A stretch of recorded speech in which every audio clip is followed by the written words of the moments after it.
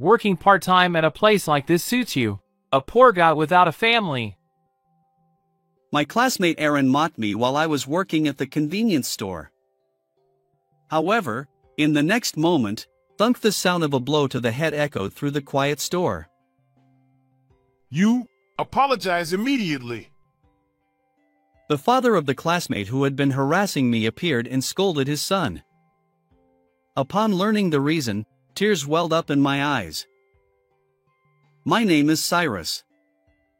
Ever since losing my parents in an accident when I was young, I've been an orphan, transferring schools multiple times. I moved from one relative's house to another. Initially, my relatives treated me kindly, but raising someone else's child is undoubtedly challenging. When it was time to move to the next home, they would send me off with a cheerful "take care." Never once did they say, "You're welcome back anytime." Through these frequent changes, I learned how to live without inconveniencing others. During my 8th grade, for some reason, I ended up staying with the Anderson couple, who were in their 50s. Paul and Betty Anderson were both qualified lawyers who had worked busily as attorneys until a few years ago. Now they had retired and were living peacefully. I couldn't fathom why they took in an unrelated orphan like me. Regardless of the reason, I wanted to stay here forever. This town held warm memories because it was where I lived with my parents until their accident. Walking the streets, those memories resurfaced. How long will the Andersons let me stay in their home? Reflecting on my past, I vowed to live quietly without causing trouble until the time came for me to leave. Contrary to my thoughts, the Anderson couple treated me like true family, showering me with kindness. Cyrus, let's go fishing together. Cyrus, what would you like for dinner tonight? Since my parents' passing, I hadn't had conversations like these. I realized that genuine family warmth existed. Gradually, I opened my heart to the Andersons. In my 3rd year of middle school, Paul asked me about my future plans. After graduating from school, I'll work and become self-reliant. Please let me stay here a little longer. I expressed my intention to start working without hesitation. We consider Cyrus as part of our true family. You can stay here as long as you need, and don't worry about money. Seriously, think about your future. Paul's kindness overflowed. Although his words made me happy, I had never thought about my future until now. Focused on not inconveniencing others, I hadn't considered what I liked or what I wanted to do. Seeing my struggle to envision my future, Paul smiled. What Cyrus needs is time to face himself. Whether you want to work or study hard, high school is your chance. The Anderson couple, who always considered my well-being, enrolled me in high school to broaden my horizons. In high school, I encountered a man named Aaron again. Aaron was a classmate from elementary school. We hadn't spoken much back then because we weren't in the same class. However, in high school, Aaron took every opportunity to make snide remarks and harass me. Aaron, belonging to a prominent group, gradually began involving others to tease me. As an orphan without parents, I've been a frequent target of bullying at school. So, I know not to engage in such situations. I'll ignore him, and he'll get bored soon. Thinking this way, I decided to ignore Aaron, but he kept bothering me. My stress continued to accumulate. And so, my high school life began, far from smooth. About a month after starting high school, Paul asked me about my school life. It's fun, Paul. Thank you for letting me attend high school. Definitely won't mention Aaron's harassment. After all, I don't want to make them worry about me. I had resolved to challenge various things during my high school years using the time the Andersons had given me. I wanted to discover my own potential. To repay the Andersons even a little, I came up with the idea of working part-time at a convenience store. My reasons were to earn some pocket money and because I thought I'd meet various people at the convenience store. The Andersons were genuinely delighted with my decision. Although I worried whether my reserved nature would hinder customer service, I surprisingly handled it smoothly, even though I had considered it a weakness. As for my co-workers, they included college students, housewives, and a 65-year-old man. Listening to their stories, I realized that my life experiences were still quite limited. They all agreed, once you're out in the real world, most people end up working for companies or conforming to societal norms. So, figure out what you like now. The advice of those who are older than me in life makes me think. I believe that starting the part-time job helped me grow significantly. One day, Jessica, a fellow high school student, joined our team. Jessica was quiet, but because we were the same age, lived nearby, and took the same route home, we quickly became friends. Chatting with Jessica on our way back from work became one of my favorite things. While I did most of the talking, Jessica was a good listener and occasionally made sharp remarks. Being with her was a lot of fun. I used to live here, I said at one point, pointing to an empty lot. Jessica's surprised expression was genuine. I explained about losing my parents in a traffic accident during first grade, the repeated transfers, and how the kind couple, the Andersons, had taken me in and allowed me to live in this town again. Jessica paused, thinking for a moment, then looked straight into my eyes. Cyrus, I'm glad you came back to this town. I didn't dwell on the deeper meaning of her words, I simply felt happy. One day during break time, Aaron approached my desk. Your parents died in an accident, right? They probably ran a red light, didn't they? People who can't follow rules deserve to die. And now, you're just a freeloader, passed around among relatives. It's suspicious that someone unrelated like you got taken in. Your life is a mess. With a smirk, Aaron deliberately spoke loudly enough for everyone to hear. Until now, I had ignored his provocations, but this time was different. Hearing him speak ill of my parents and the Anderson couple, I lost my temper. What do you know? Stop spouting nonsense. Before I realized it, I was grabbing Aaron. Calm down, Cyrus. My friend intervened, and I regained my composure, trembling fists and taking deep breaths. The classroom fell silent. Aaron looked surprised. It was the first time I'd stood up to him. What's your problem? It's the truth, isn't it? He spat out those words and returned to his seat. I managed to control my anger and left the classroom with my bag. It's too early to go home yet. I sat on the riverbank, gazing absent-mindedly at the water. Birdsong, the sound of flowing water, grass rustling in the wind, ordinary daily life unfolded before me. I used to take walks here with Mom and Dad. Memories from the past resurfaced. Memories of when my parents were alive were always joyful. We caught bugs together, baked birthday cakes.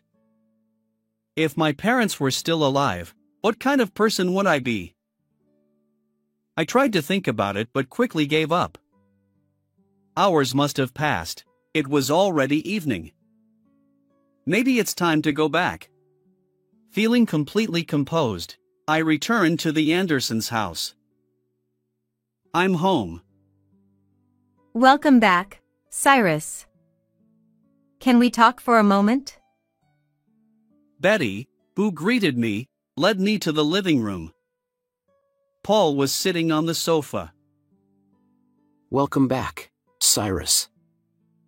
Your homeroom teacher called earlier, saying you disappeared during lunchtime.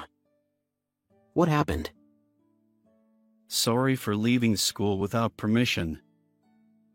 I debated whether to mention Aaron. Paul and Betty looked at me with concern. I couldn't lie to these two, that much I knew. Right after starting high school, I became the target of harassment, mainly by Aaron, a classmate from elementary school. I recounted all the events leading up to today. I see. You're strong, Cyrus. Thank you for sharing. Don't endure it anymore. Lean on us a little more. Cyrus, whether it's something fun or painful, talk to us about anything. We're family. After listening to my story, both of them leaned in and said this. Since that fight, Aaron has bothered me less. However, one day, after work, when Jessica and I were leaving the convenience store as usual, I heard a voice. Oh, the person I least wanted to see, Aaron. Working part-time at a place like this suits you. A poor guy without a family. He began disparaging me in front of Jessica. I glared back at Aaron without saying a word. At that moment, What are you doing? a stern man approached Aaron from behind and smacked him on the head. Surprised, Aaron turned around. Dad? The man was Aaron's father. While Aaron stood speechless, his father came over to me and apologized. Recently, we received a call from the Andersons. They informed us that our Aaron has been harassing you, Cyrus. Even now, he's doing such terrible things. I'm truly sorry. But the story didn't end there. Actually, the Andersons helped me a great deal in the past. I used to run a shop, and when Aaron was in first grade, I caused a traffic accident while making a delivery. 2 people lost their lives in that accident. Those 2 people who died were your parents. Aaron stood next to his father and spat out those words. The sudden revelation left my mind reeling. Aaron's father briefly looked down but then continued speaking. Cyrus's parents tried to save a small child who ran into the road, even though the traffic light was red. I wasn't speeding, but the sudden event made it impossible to avoid them. I'm truly sorry. Aaron's father seemed visibly distressed, his arms trembling with tension. People around me suspected that I was speeding. The shock of causing an accident was bad enough, but being doubted took a toll on me both mentally and physically. The Andersons were the ones who helped me. In the aftermath of the accident, Aaron's father sought legal assistance from Paul. As it turns out, the Andersons were Paul's upperclassmen from college, and they had known each other for a long time. They listened empathetically and gathered evidence to address the unavoidable nature of the accident. Thanks to their efforts in dispelling misconceptions, Aaron's family could continue living together, and their shop reopened. Aaron's father expressed heartfelt gratitude to the Anderson couple. However, after the accident, false rumors circulated. Aaron's family couldn't walk outside for a while, and even after reopening the shop, customers rarely came. Aaron faced bullying at school. Because the Andersons helped us, we can live a normal life now. Aaron's father reprimanded him. Why did you run despite a red light? Dad, who followed the rules, was suspected, and I suffered. Dad isn't at fault. Aaron seemed to channel the frustration he had felt in the past. Knowing that Aaron's father had also endured hardships due to the accident and had considered me, my heart tightened. Aaron's father said, Aaron, I'm sorry. I thought Aaron had forgotten about the accident a long time ago because you were so young. Let's go home and talk slowly. Aaron's father spoke to Aaron in this way, and then, looking apologetic, he placed his hand on Aaron's back and the two of them slowly walked away. Jessica, who had been listening to the whole story, suddenly spoke up from behind. Cyrus. You know, your parents protected me during the accident. Jessica's sudden confession left me speechless. According to Jessica, on the day of the accident, when she was in first grade, she was walking her dog. The dog suddenly ran towards the road in response to a flying bird. Jessica, who had let go of the leash, desperately chased after the dog and ended up on the road. At that moment, a truck came from her right, and Jessica's parents, who had witnessed the accident, rushed to protect her. They pushed Jessica out of the way, sacrificing themselves. Jessica later learned that the two people who had helped her were my parents. Jessica's parents had gone to apologize, but Jessica was in shock from the accident and stayed indoors for a while. When she finally started going outside again, she found out that I had been taken in by a distant relative's family, who were not even related to me. Jessica had been tormented by guilt for not being able to apologize sooner. She felt that she owed my parents a debt she could never repay. Cyrus, when you told me about your parents, I had a feeling, but hearing that person's story just now confirmed it. I'm so sorry for the late apology. Thanks to your parents, I've been able to live like this. Thank you so much. Jessica apologized deeply. When I returned home, I told Paul everything I had heard today. Paul said, I really respect Cyrus's parents. It's not something anyone can do, risking their lives to protect someone else's child. Since the accident, I've always wanted to protect Cyrus, who was born to such admirable parents. That's why we decided to take you in. Paul had been concerned about me, who had been left alone. Because my parents had given their lives to protect someone else's child, I was able to live with Paul and Betty, attend high school, work part-time, and meet Jessica, whom they had also helped. Various elements connected like a single thread, and I became convinced that I could live strongly. From that day on, Aaron stopped harassing me. No one else bothered me. The classroom atmosphere became more pleasant, and I was finally able to enjoy a peaceful high school life. In my third year of high school, I quit my part-time job at the convenience store to focus on studying for university entrance exams. Inspired by the stories of the college students I had met, I decided to pursue a legal career. I wanted to become a lawyer like Paul and help others. I was accepted into university, and Jessica was accepted into the same university. We had actually been dating since our second year of high school. Cyrus, let's go tell the convenience store where we worked that we got accepted. With those words, Jessica started running along the embankment. Whether it was fate or not, we had met. Knowing our pasts and having hope for the future, we cherished ourselves. From now on, I would continue to live my life, proud of my parents who had risked their lives to help others. With that thought, I started running along the embankment where I had once walked with my parents. How did you like this story? If you enjoyed it, please consider subscribing to my channel. Until next time.